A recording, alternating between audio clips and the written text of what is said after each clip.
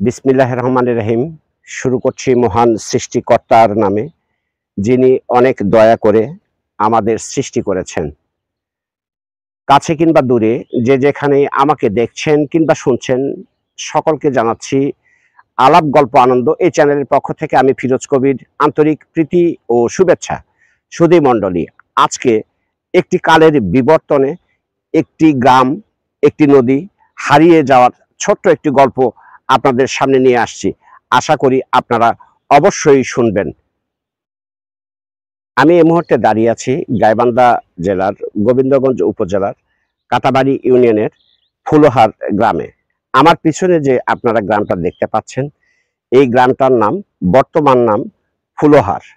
এই ফুলহারের একটা অতীত ইতিহাস ঐতিহ্য আছে, যা আমি আপনাদের সামনে উপস্থাপন করছি। সম্মানিত সুধী মণ্ডলী, আপনারা দেখতে পাচ্ছেন এই গ্রামটা মূলত ব্রিটিশ শাসন আমলে যে সকল রাজাদের অধীনে যে রাজ্যগুলো পরিচালিত হয়, তার মধ্যে ঘোড়াঘাট একটি রাজ্য, যেটি একটি হিন্দু রাজার শাসন অধীনে থাকে। তারই এই গ্রামটা ছিল একটি ফুল বাগিচা, যেখানে হাজারো রকমের ফুল বাগান ছিল, যেখানে তারা এসে অবসর সময় পার করতেন। পূজা পার্বণে তারা এখান থেকে ফুলগুলো সংগ্রহ করতেন, এমনকি ফুল দিয়ে তারা মালা বানাতেন। সে কারণেই এই গ্রামটার নাম তৎকালীন সময়ে ফুলহার বলা হয়। সম্মানিত সুধী মণ্ডলী, আমি এই মুহূর্তে দাঁড়িয়ে আছি গাইবান্ধা জেলার গোবিন্দগঞ্জ থানার কাটাবাড়ি ইউনিয়নের একটি গ্রামের শেষ ভাগে, ঠিক করতোয়া নদী, যেখানে মূল করতোয়া নদী ছিল, সেখানেই দাঁড়িয়ে আছি। এই গ্রামটির নাম হচ্ছে ফুলহারের করতোয়া নদী। সুধী মণ্ডলী, আমার পিছনের যে অংশটা আপনারা দেখছেন, এই অংশটাই ছিল মূলত করতোয়া নদীর মূল অংশ। কালের বিবর্তনে আস্তে আস্তে ভারতীয় আগ্রাসনের কারণে এই এলাকাটা একটি পতিত জমি হিসাবে পরিণত হয়েছে এবং মূল নদী অনেক ছোট হয়ে অনেক পূর্ব দিকে চলে গিয়েছে। বর্তমানে আমার পিছনের যে অংশটা দেখছেন এবং আমার সামনের যে অংশটা আছে, এই অংশটা অনুমান করা হচ্ছে যে এখানে প্রায় 3000 একর জমি, যেটা এক সময় নদীর তলদেশ ছিল, বর্তমানে সেটা এখন চাষাবাদযোগ্য একটি জমি। যে জমিতে মানুষ প্রতি বৎসর আপনার ধান, গম, ভুট্টা, মাসকলাই, মুগ ডাল, খেসারি কালাই ছাড়াও অন্যান্য ফসলাদি উৎপাদন করে থাকে, যা থেকে এই এলাকার মানুষ তাদের জীবিকা নির্বাহ করে থাকে। এখানকার উৎপাদিত ফসল দেশের অর্থনৈতিক উন্নয়নে একটি বিরল ভূমিকা রেখে চলেছে।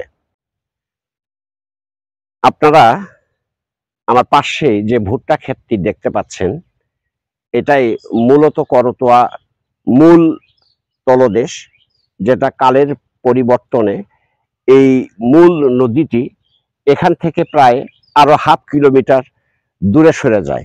ফলশ্রুতিতে এই এলাকাটা একটি চর হিসাবেই পরিগণিত হয়। এই চরটি বর্তমানে বিভিন্ন শস্য মানুষ উৎপাদন করে থাকেন। অত্র এলাকার সবচেয়ে ব্যাপক এবং পপুলার উৎপাদন হচ্ছে ধান এবং ভুট্টা। এই এলাকার মানুষ একটা সময় এক ফসলি ধান আবাদ করতে পারতেন, অন্য সকল আবাদ হতো না। প্রযুক্তির কারণে পানির সরবরাহ যথেষ্ট থাকার কারণে বর্তমানে এই জমিগুলোতে ভুট্টা চাষ করা হচ্ছে।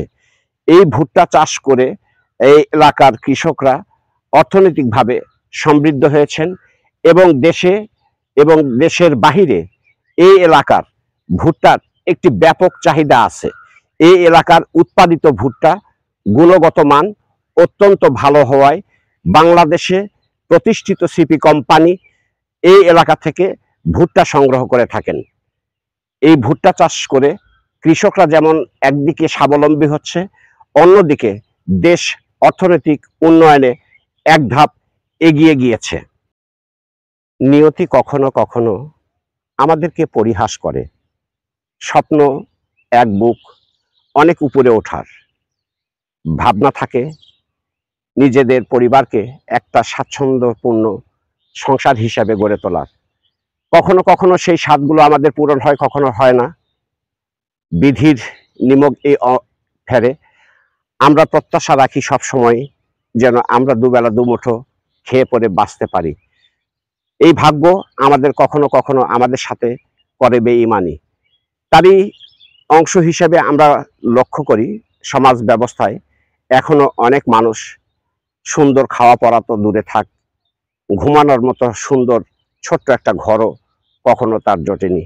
এরকম কিছু ছন্ন ছাড়া মানুষ যারা বেকার জীবন নিয়ে হতাশায় ঘোরেন, থাকার কোনো ব্যবস্থা ছিল না, এরকম কিছু ছন্ন ছাড়া মানুষদেরকেই নিয়ে সরকারের একটি ভাবনা থেকে একটি গুচ্ছগ্রাম করার পরিকল্পনার অংশ হিসেবে এই এতদা অঞ্চলে এই গোবিন্দগঞ্জ গাইবান্ধার ফুলহারে একটি গুচ্ছগ্রাম নির্মাণ করা হয়, যেখানে কিছু সংখ্যক গরিব গৃহহীন মানুষ তারা ঘর পায় এবং সুন্দরভাবে বাঁচার নতুন করে একটি স্বপ্ন দেখতে শুরু করেছে।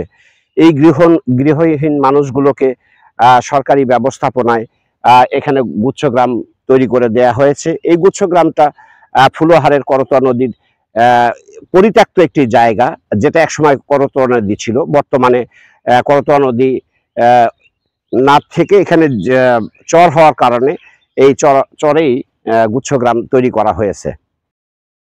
আমার পিছনে যে মসজিদটি আপনারা দেখতে পাচ্ছেন, এই মসজিদটির অবস্থান গাইবান্ধা জেলার গোবিন্দগঞ্জ উপজেলার কাটাবাড়ি ইউনিয়নের ফুলহার গ্রামে।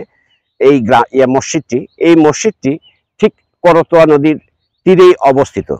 শতবর্ষী এই মসজিদটি অত্র এলাকায় বন্যায় প্লাবিত হলে কখনো এই মসজিদটিতে পানি ওঠেনি।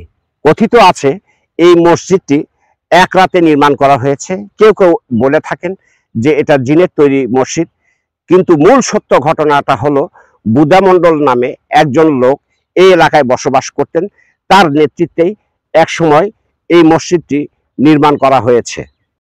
ইতিহাস, ঐতিহ্য আর বিবর্তন এ নিয়ে আমাদের ধারাবাহিক কর্মতৎপরতার অংশ হিসাবে আজকে আপনাদের যে কন্টেন্ট আমরা উপস্থাপন করলাম, আশা করি আপনাদেরকে ভালো লেগেছে। যদি ভালো লেগে থাকে তাহলে এই চ্যানেলটিকে সাবস্ক্রাইব করবেন, লাইক, কমেন্ট, শেয়ার দিয়ে আমাদের পাশে থাকবেন। পরবর্তী কন্টেন্ট তৈরি করবার জন্য আমাদেরকে উৎসাহিত করবেন। সে পর্যন্ত আপনারা ভালো থাকবেন, সুস্থ থাকবেন। আগামী দিনগুলো আপনাদের সুন্দর সুখময় হয়ে উঠুক এই প্রত্যাশা রেখে আলাপ গল্প আনন্দ এই চ্যানেলের পক্ষ থেকে আমি ফিরোজ কবির আপনাদের কাছ থেকে বিদায় নিচ্ছি। আসসালামু আলাইকুম।